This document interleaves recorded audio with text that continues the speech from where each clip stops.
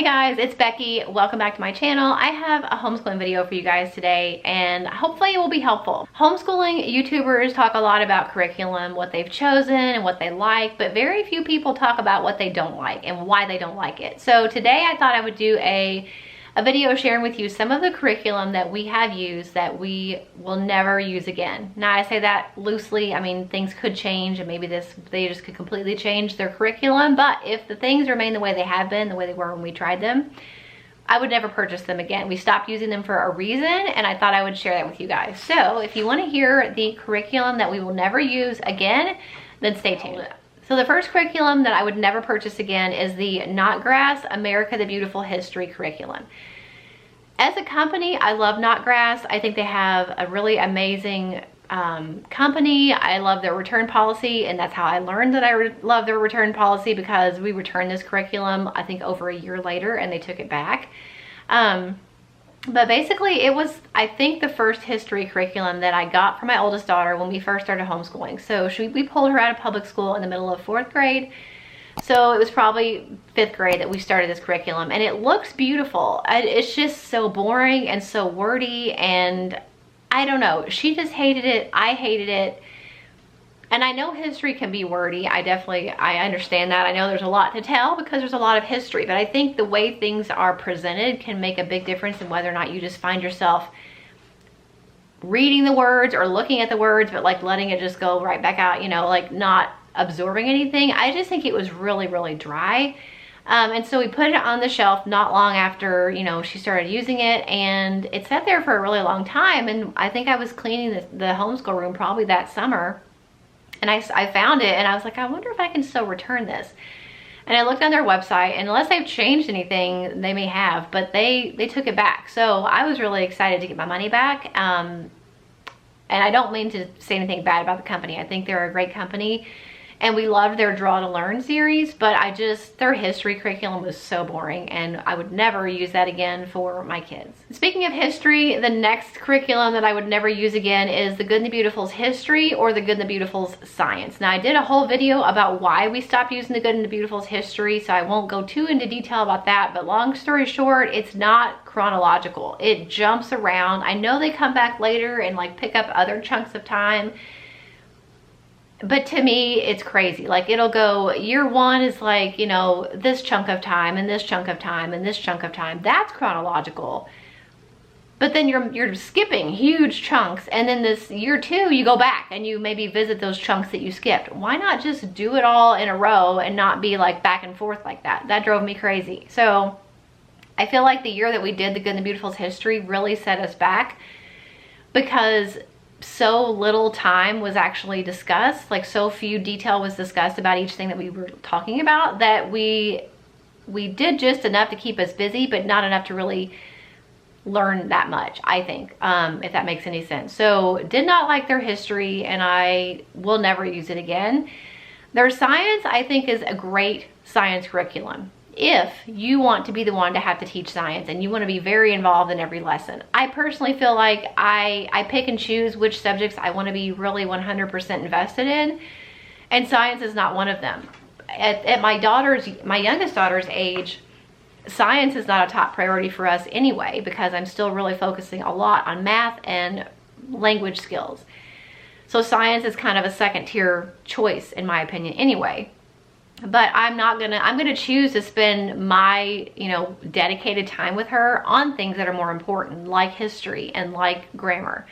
And so for science, you have to be very involved. You know, you've got the parent, you're reading the lesson to them, you're, you know, going over the vocabulary words, you're doing all these things.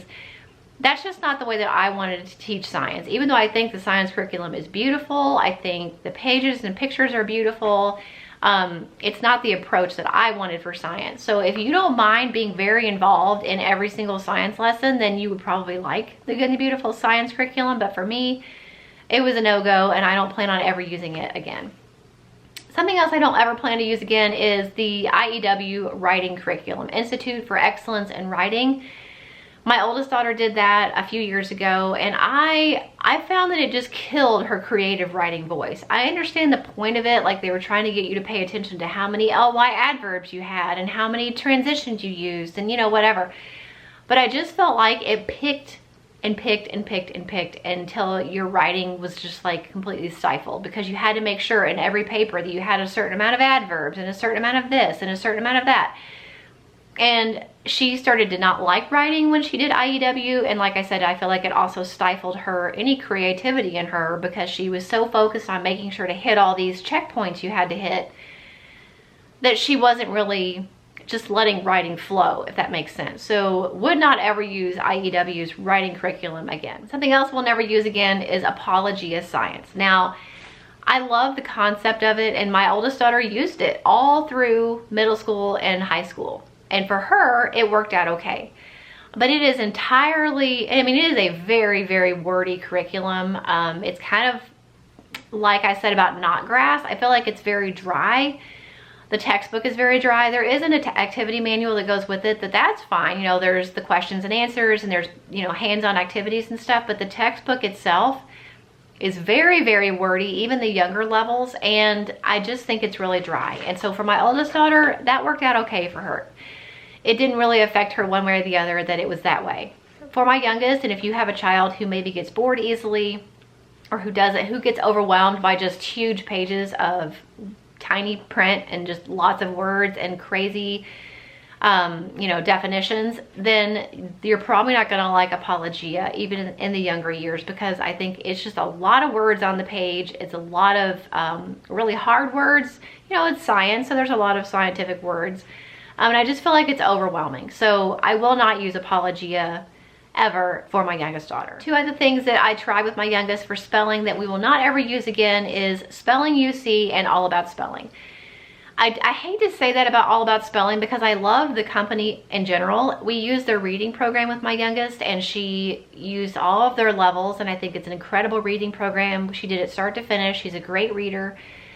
And I think part of that is due to the program, because it was just a multi-sensory approach to teaching reading. So when we love the reading program so much, I thought, well, their spelling program must be just as good. And in a way, in theory, it is. It's the same multi-sensory approach to teach spelling as it is the reading program. But at the same time, I feel like, especially if you are using it in combination with the reading program, I felt like it was just too much. There was too many rules that had to be memorized. And when you've got a young kid, especially a young reader, and they're focusing on, you know, blends and all this stuff with reading, and you go over to spelling, and you've got all these spelling rules that you're supposed to be memorizing. It's just really hard and overwhelming, and I think it was too much. So we dropped it. And we also dropped Spelling UC, because again, I wanted the multi-sensory approach to spelling. Spelling UC kind of has a little bit of that, because you've got your rewriting sentences, you're coloring in letter blends and things like that. But I just found, as easy and user-friendly as it was and non-intimidating for her as it was, she was not retaining any of the spelling words after that first level. The first level was okay, and then we went to the second level, and I was like, she's not remembering any of these week to week. She was not making the connection between writing the word and maybe coloring the blends of the word or whatever to actually rewriting the word on her own and spelling it correctly. There was just, that connection was not there. For that reason, we will not ever use those two spelling curriculum again. We found that just a basic workbook memorization approach works for her. So we use Building Spelling Skills by Evan Moore. We've also used, I can't think of the other one. They have another spelling curriculum that we also like, but I like Building Spelling Skills the best. Because it's just a little bit of extra practice for her. You get a spelling list at the beginning of the week, and then you work with those words in different ways all throughout the week, and then we test on Friday. So for her, that's been the easiest approach. That's the way I learned in public school, and it worked out for me, and I'm a really good speller. So I guess I should say I spell really well. It's probably the grammatically correct way to say that. But it's worked out the best for her too. So those are the homeschool curriculum that I will never use again. Now, obviously this is just my opinion. I know plenty of people love all this stuff and swear by it. And if you use this stuff and it works for you, that's great. This is just my way of trying to show you that if maybe these things didn't work for you, you're not alone. Or maybe if you're doing research and you've been looking into these things, maybe it will help you to hear from someone's perspective that has used them, why it didn't work for me. But you have to assess, you know, your role as the parent teacher, and then also you have to assess your child. Are they overwhelmed by a lot of words on the page?